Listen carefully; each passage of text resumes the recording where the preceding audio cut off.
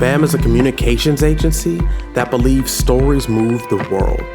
We move stories forward for technology-driven brands that challenge, change, and create entire industries. Today, we have Charity on the show. Charity leads marketing and communications at Anthemis Group. In this role, Charity manages Anthemis brand and communication strategy, nurtures its community of portfolio marketers, and manages event production. She supports growth at technology startups across the US and Europe. Let's dive in. Hi, everyone. Welcome to Dear BAMF, the podcast for marketing and comms professionals such as yourself. Thank you for listening in today. Every Monday, we are here solving all the problems in the worlds of comms and marketing. And today, live from Brooklyn, Charity. So excited. How's your quarantine going, Charity? It's been good. It's been good. I've had a great view of the sun next to me pretty much every day, which has been keeping me going. But yeah, like what a crazy time to be alive, right? Quite. And especially in comms, because everyone's got not only these problems, but are busy as all hell. And as I've been talking with people, like everyone's working, at least in this role, I feel more than ever before.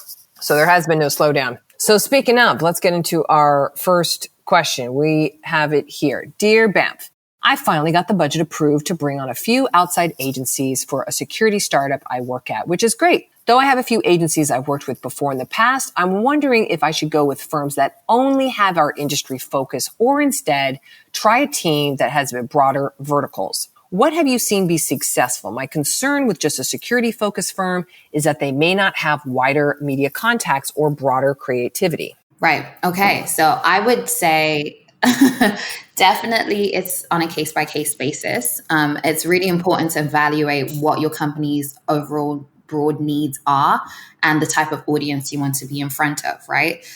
From my perspective, for our firm, we have a tech agency which has speciality in different verticals. And what I find is that that's really, really helpful because we might be kind of broadly targeting fintech or tech media. But if we wanted to hone into whether it's like wealth management or a specific vertical within fintech or something a bit broader, you have a team that you can tap and learn from in different ways. And agencies typically, the whole agency speaks in different ways internally. So you have a bench to leverage.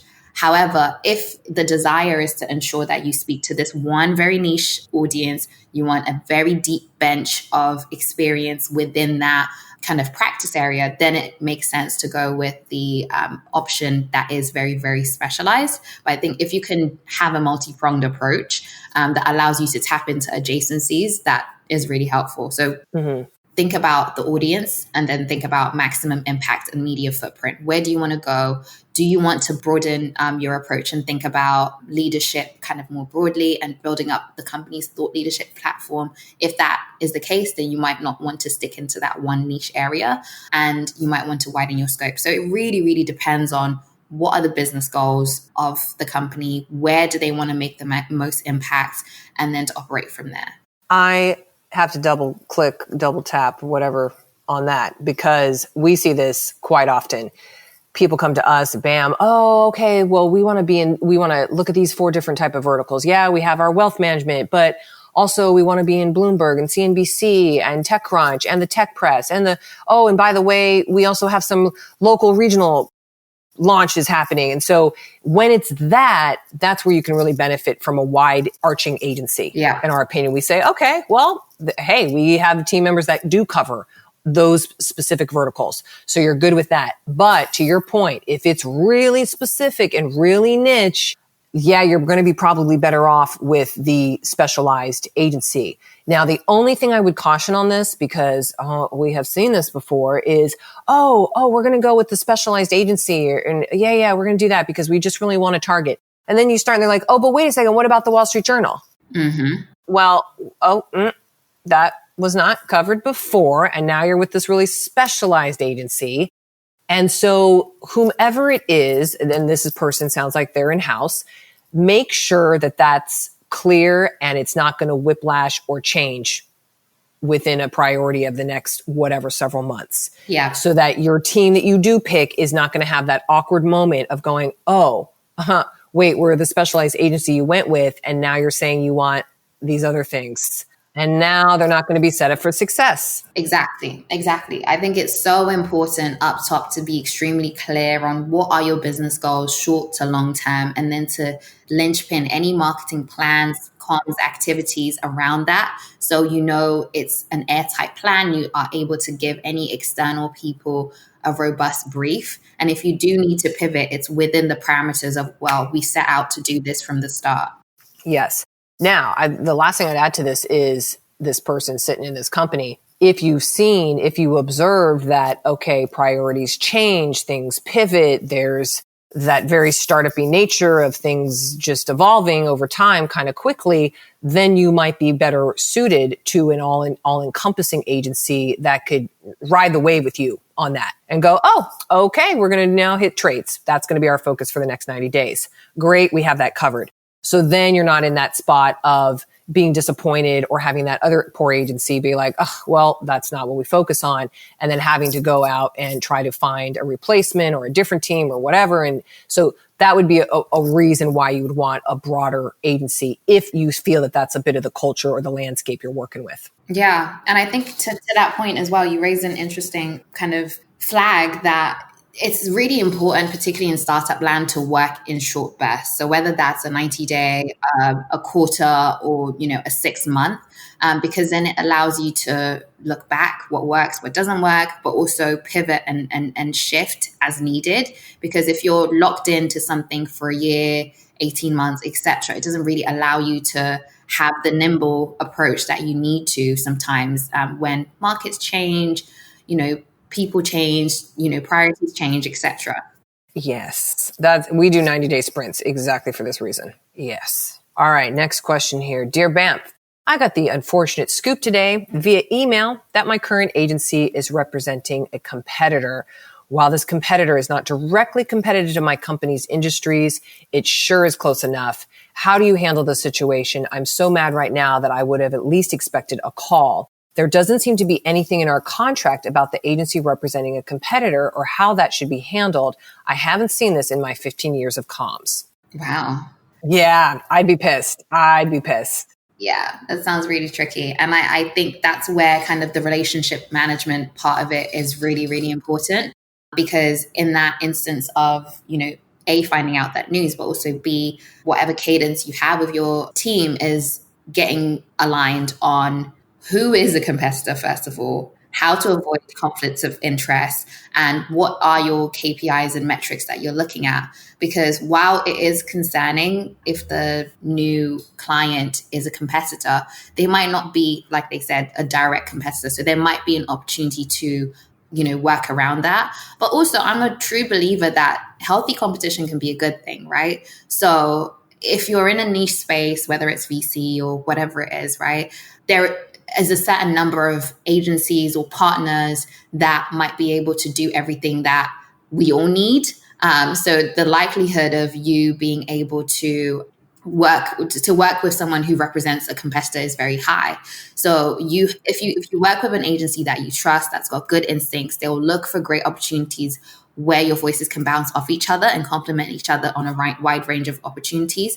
And also you can use that kind of intel to kind of figure out where you need to be, how you need to approach stuff, etc., which can only make you stronger, in my view. Mm-hmm. This is a tough one because competition ebbs and flows in startup space. It evolves quickly. One day it's a potential partner. The next day you're like, it's a competitor. And it's like, okay, this is just the world of startups. So one, to prevent a situation like this, making sure that your agency is up to speed of whom you are marking as a competitor. And that could be done in like your 90-day review, just because the landscape evolves, et cetera. Maybe there's even a small one that just announced a Series A or something. You're like, oh, now we have these guys on our radar, that type of thing. I'd like to give the benefit of the doubt here that hopefully this other agency, didn't think or just thought, oh, that's not a competitor whatsoever. But so that's the preventative thing. But giving them the benefit of the doubt that they didn't think this was the case, Now moving forward, having a protocol in place, which they should, but maybe this relationship's been in place for a long time. Who knows? But a protocol in place so that there's a check and balance of this. So for example, what we always do is if we even slightly think that there could be a competitive component to it, and this is dicey because you may have a company and they serve, let's say, 6 industries and they have 3 products, and only your other client is only addressing one of those verticals with a different software product or something. So, it's usually not apples to apples in terms of competitive landscape. It's usually like segments of it or in some way, shape or form.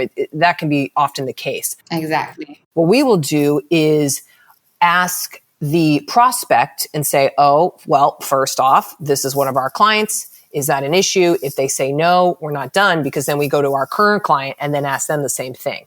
And only if there's 2 answers of no and no, then it's a mutually agreed upon, okay to go move forward. If one says, oh yes, then it's just a dead stop for us. Because even if one's like, oh, that tiny startup over there that we're not paying attention, but the other one thinks that they are, it's just, there's nothing good that can come out of that. So we just go, okay, great. Unless we get 2 no's, both are not competitive, we agree on that, great, then we can proceed. If there's 1 yes, then that's a problem. And we do that in the biz dev process. So way before contract is signed. Yeah, I think that kind of reinforces the notion that when you pick an agency, when you pick a partner, there really has to be a level of trust and due diligence that's done. Oh, yes. And so it's all the kind of setup stuff which really matters to ensure that it's a long-lasting and impactful relationship. Oh, and I would also ask, again, this is like future-based, and we get this question and I really appreciate it, which is, how do you guys look at competitors? What's your process for their avoiding that situation? So that's just something proactively to answer while you're vetting agencies. What do they do? How do they handle that? And hopefully you hear from them, okay, they have a process, they have a protocol. What you don't want to hear with that is, yeah, we've never had that. Or, oh, it's just, we represent competing companies all the time. It's like, that's not good. And you'd be able to hear that up front so you can avoid perhaps selecting them. Yes. Okay, here's our next one. Dear BAMP, tough issue here. The CMO of one of my clients, I'm at an agency, seems threatened by us in an odd way I haven't seen before with other clients. Example, during our quarterly review, which the CEO attended, the CEO asked, so where's the marketing plan? This was not part of our scope, but the CMO turned it on us and said, well, where is that, guys? We were surprised to have this turned on us, and marketing hasn't at all been part of our focus, just straight media relations. I'm surprised that a CMO didn't have this, which is really the surprising part of all of this. The CEO seemed displeased, to say the least. Thoughts? First of all, this sounds like a mess. I would definitely reinforce the notion of classic relationship management and setting the kind of cadence, level setting, etc. is very, very important from Jump Street, because in this instance, there doesn't seem to be a marketing plan. So you need, as an agency, I would expect that you'd ask that up front. What is the plan? What are the goals that we're aligning ourselves onto? And how do we fit into that? So at the very beginning, you're clear, the marketing team's clear, everyone is clear on how they are supposed to be operating and when. Yes. But given that this is now a reactive situation, I would say, the account lead and CMO need to have a conversation, figure out where the disconnect is, how they can salvage the relationship moving forward. And then from there, see how PR and marketing can work hand in hand to create a strategy, develop an existing strategy, and work on restructuring the agency scope and determining how their outreach can best be supported or supportive of marketing's goals. Because at the end of the day, as an agency, your role as an external partner is to make the internals look good, right? Exactly. It's setting up that cadence of, this is how we can support, this is how we work together. And I feel like in my career, I've had really, really great agency partners where they are basically an extension of my team, which really, really helps because it means that everything is airtight and we are all kind of singing off the same hymn sheet and all working towards the same goal. And then I would say probably lastly from there, ensure that the CMO and the CEO have regular touch points with the agency as well, maybe less frequently with the CMO and the marketing team and the CEO, but ensuring that at least on a quarterly basis or on a monthly basis, there is a, hey, here's what we're working towards, here's how we've done, here's what we're looking ahead to, just so that there is a level of transparency and consistency that no one can hide from. But also, if everyone is on the same page constantly and it's in everyone's faces, you can never be like, but this person had the ball, or like this person had the ball, because everyone's seeing the same thing.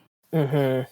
Yeah, this is an unfortunate situation. I have to say, we've seen this a couple times, and here's the thing. You don't know what's going on inside there. If this person, for example, is on the chopping block or feels threatened with their job or their position or where the company's going or whatnot, or the CEO doesn't understand their role and their function, etc., does not matter. You are under and representative of this person, the CMO. Like that's who you report to as the agency. So your CMO not looking good is not good for your purposes. Let's just assume that. Mm-hmm. So in this situation, to your point, Charity, like the heart to heart, but also the like, okay, moving forward, what do we need to do? How are we going to get this in place? Maybe this is showing evidence of this CMO maybe doesn't have all things airtight or whatever. Help them out though. That's your role. Let's make it airtight together. And if you guys have the capacity for that, even though this person's writing in saying, oh, we're just doing straight media relations, hey, maybe a marketing component is part of what you can offer. So what else can you do basically to champion your person that you directly report to, who also probably hired you? Mm-hmm. It's only going to do you well to make this person championed and supported so that they can do their role as best as possible. And then who knows, CMOs come in and go. But another thing I'd mention here to this that is so important, back to like the relationship component of everything, is that CMO will get picked up somewhere else. That CMO will have to hire other agencies down the road. So the way to have a lasting relationship, even if this person doesn't stay at this particular company forever, is to be that champion and that supporter so that you can follow them to wherever their next place is and probably get a new client. Mm-hmm. So it's only in your best interest to support them as best as possible. And I'd say in this situation, you need a heart-to-heart and ASAP meeting on, okay, great, moving forward. That seems to be like caught off guard. Great, how are we going to solve this together? Let's go. Mm-hmm. Okay, here's an easier one though, hopefully. Let's see. Dear Bam, seriously, what is the value of a press release that goes out on the wire? I'm head of comms at a startup with a CEO who wants, quote, press releases every week so our investors see it, end quote. I get the CEO value, but what kind of response could I come back with? Or what am I missing? Obviously, no media person responds to a press release on the wire, and I've communicated this clearly. I'm stumped, and I haven't seen this kind of obsession with press releases in 10 plus years of my career. Right. Well, I would say there's obviously some SEO value in press releases, but if you're pumping out a press release every week for the sake of it, you're gonna generate some sense of fatigue in the market and dilute your company's core messages and momentum. So I think there's an educational piece here of really explaining to the CEO what kind of marketing looks like, what else can be done from the content perspective, how else can you storytell, and how else can you make impact? Because if they only know and understand one medium, maybe there's a different way of painting it so that they can get your vision, but also think about from a metrics perspective, how can you show them traffic and things like that? Because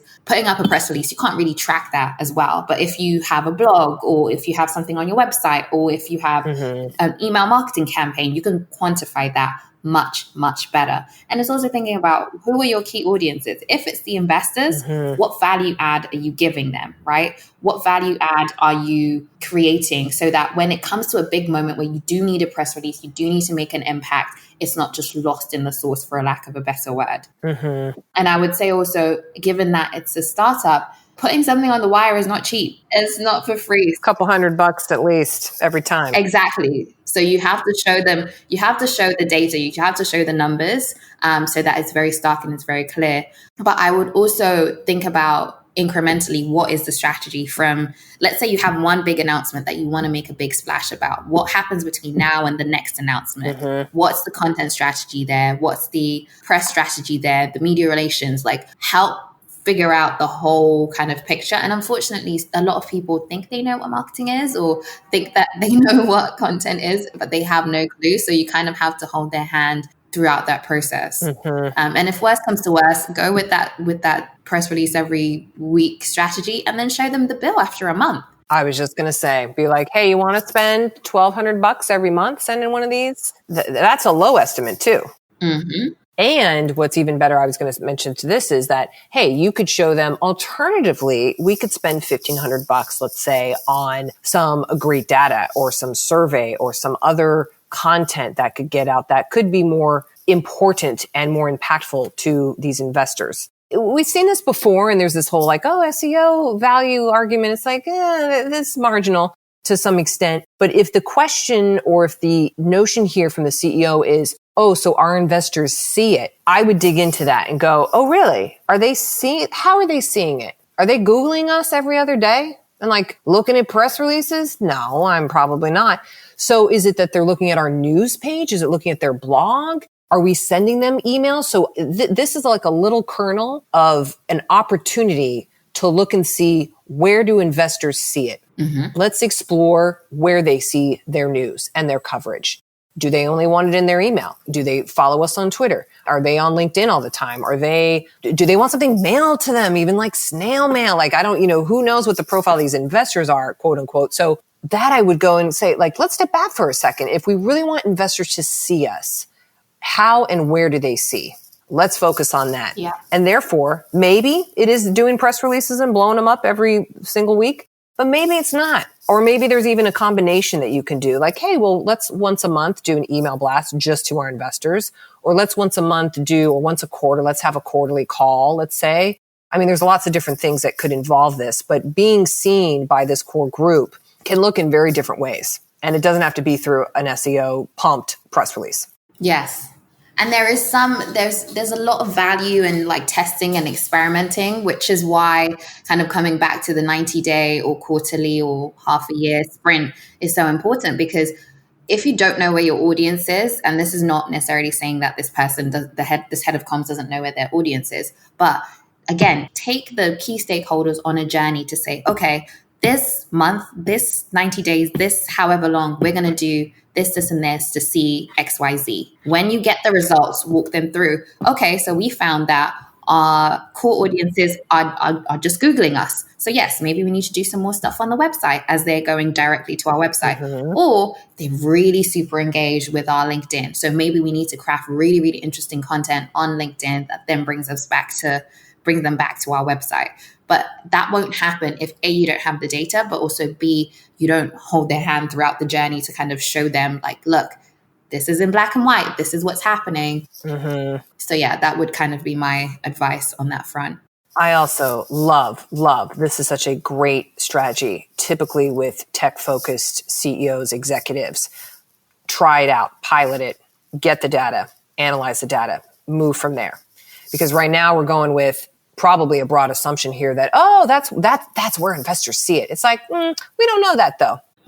So let's actually test it and see. And then that's a great part of doing like 90-day sprints is you can put it in a little petri dish. You try it for the 90 days, you review, you see what happened, and that's it. Yeah. It can be hard sometimes. Like I know as Anthemis, we have, a bunch of different values, but one of the kind of values that always sticks out is this notion of safe to try, which gives us from a cultural perspective an opportunity to try ideas, throw them away, iterate them, etc. So like culturally speaking, that's kind of our DNA, but I know it's not like that everywhere. So you kind of have to come in with the data, with the facts, with the hand holding. And I always say that as a marketer, your job, one of your key jobs aside from storytelling is hand holding, because you need to kind of bring people along on the journey. So, it's trial and error, but the dividends will come in at some point. I love that. Storytelling alongside hand-holding. Yes. I think everyone listening to this can really shaking their heads yes to listening to this. Well, thank you, Charity. Those are all the questions we have for today. That was a good batch. That was enough. Thank you for being on. Thank you. Everyone else who's listening in, we'll see you back next Monday. We got more questions as always. Thanks so much. Thanks for listening to Dear Banff, the advice podcast for PR and marketing pros like you. Our show is created by BAM, a PR and marketing agency headquartered in San Diego and New York City. The music you're enjoying today was composed by Tiffany Dizon, produced by Daniel Kessner, and played by San Diego Symphony's Art of Alon. Thank you to our podcast production team at Citizen Recording. If you have a tough PR and marketing question you'd like us to answer, please write to us at bamtheagency.com/Dear Banff. Don't forget the F. We'll be back next Monday with another episode of Dear Banff. Until then,